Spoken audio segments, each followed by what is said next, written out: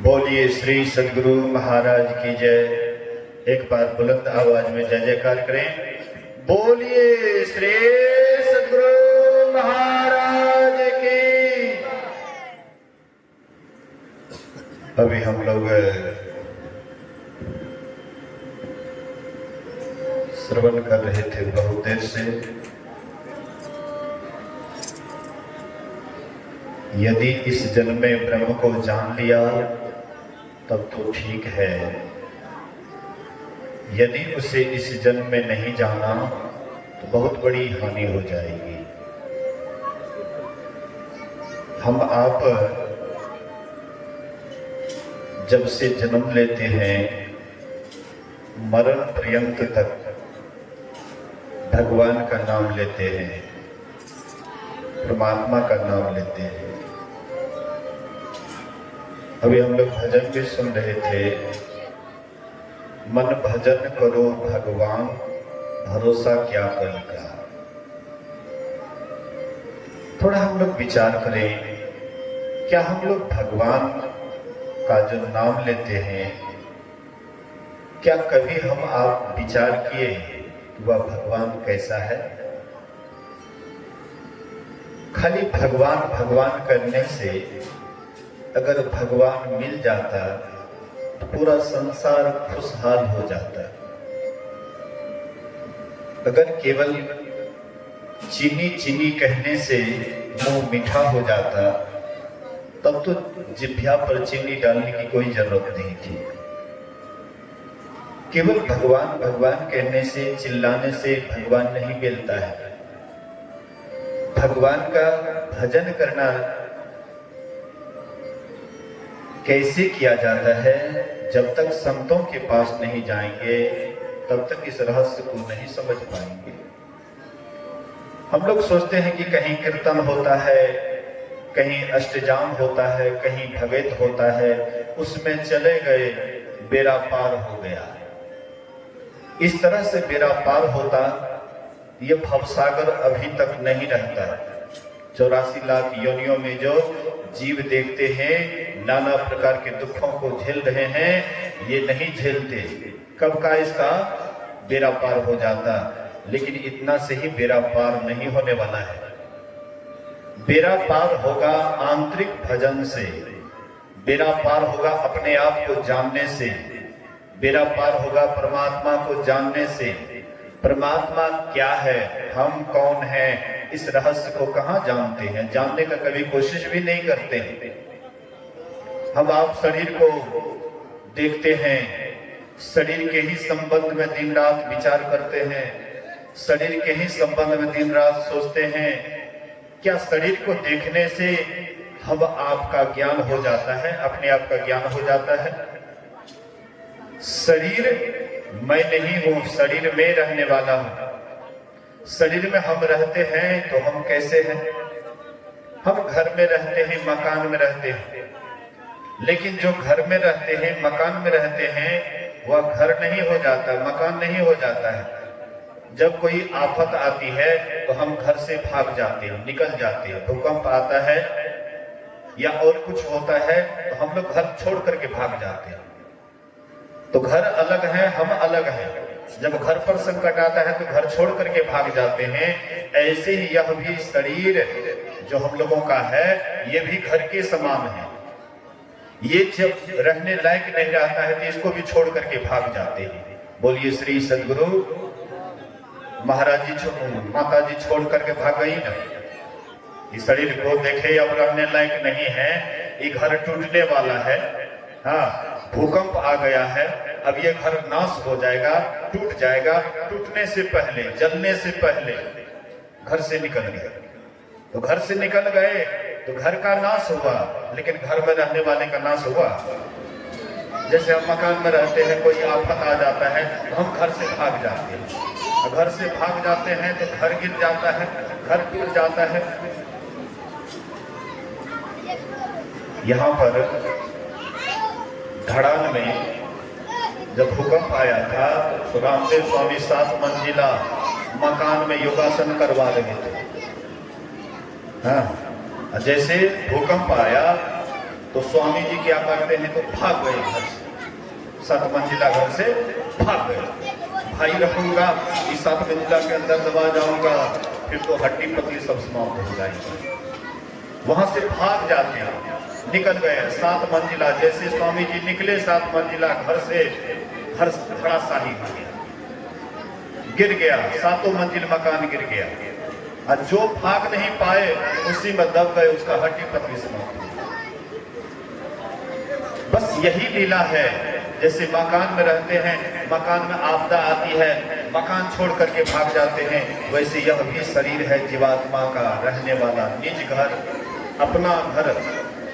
ये भी शरीर देखता है कि अब चलने लायक नहीं है, रहने लायक नहीं है, शरीर में रोग हो गया है, बीमारी हो गई है, शरीर बीमारी ग्रस्त हो गया है, बीमारी का कीटाणु आक्रमण कर गया है, चारों तरफ से घेर लिया है।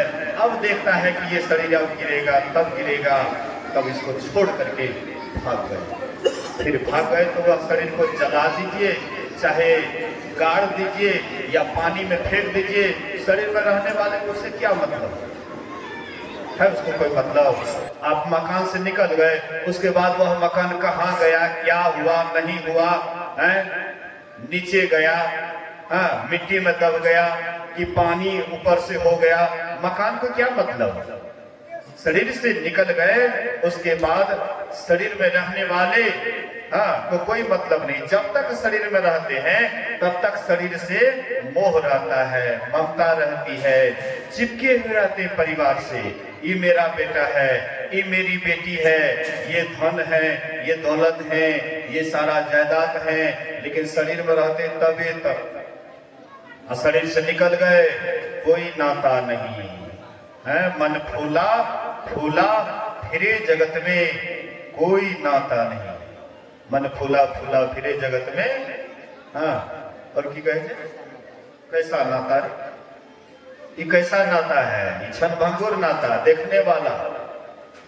अभी हम आप आंख से आंसू बहाते हैं, लेकिन उनको क्या मतलब, जो शरीर से निकल गए उनको क्या मतलब। अब आप आंसू बहाइए कि उसके लिए कुछ हो कीजिए, कि खूब दान पुण्य कीजिए, कि कुछ हो नहीं कीजिए, कोई मतलब नहीं।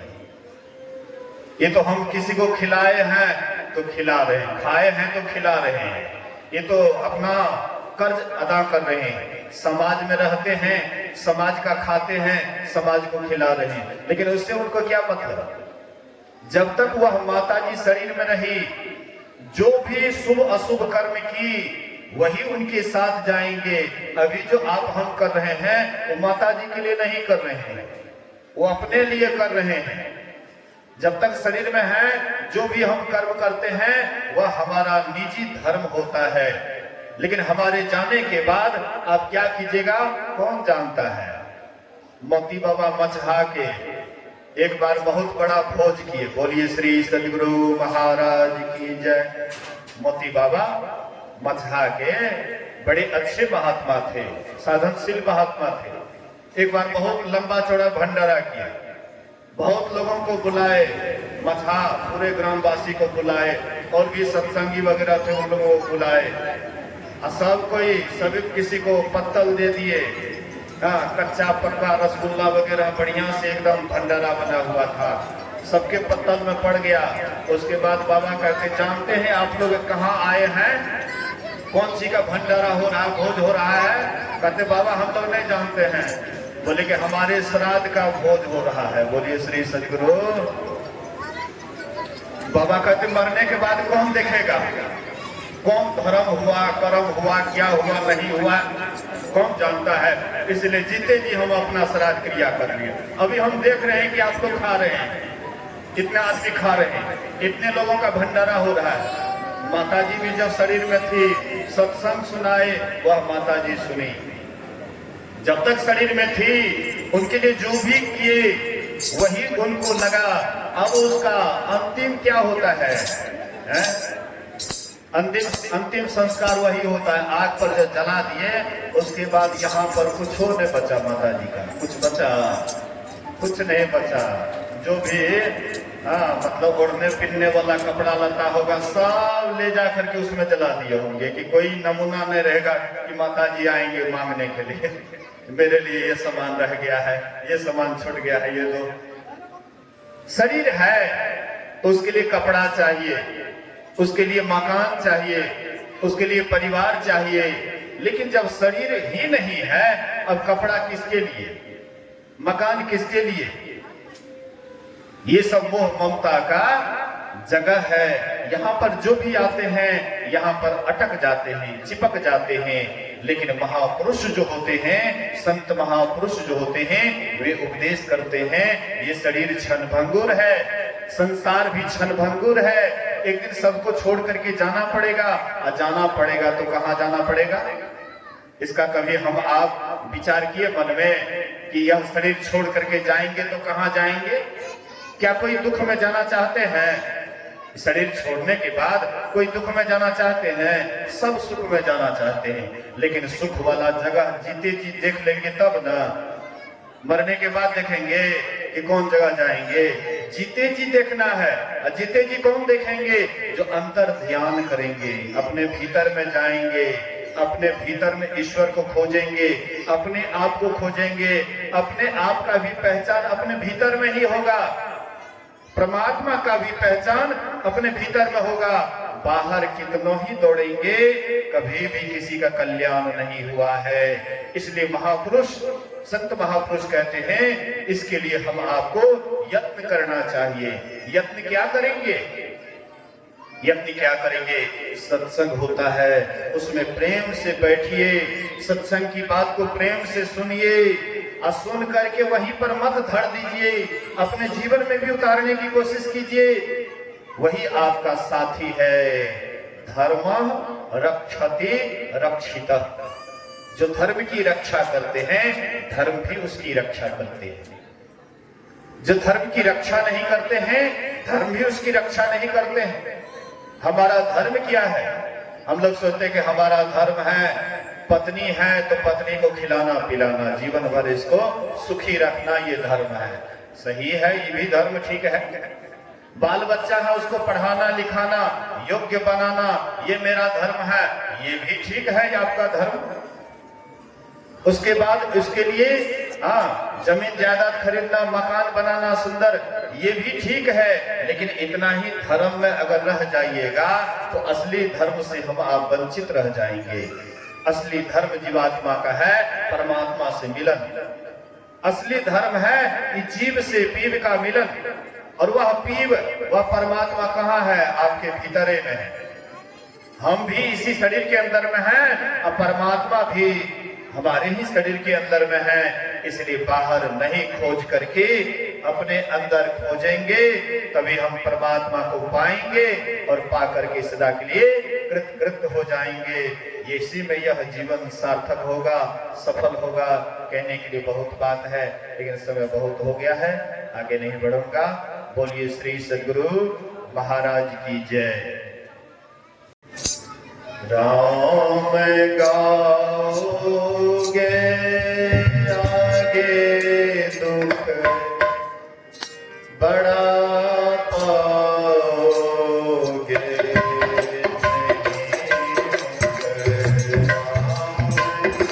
गाओगे आगे दुख बड़ा पाओगे।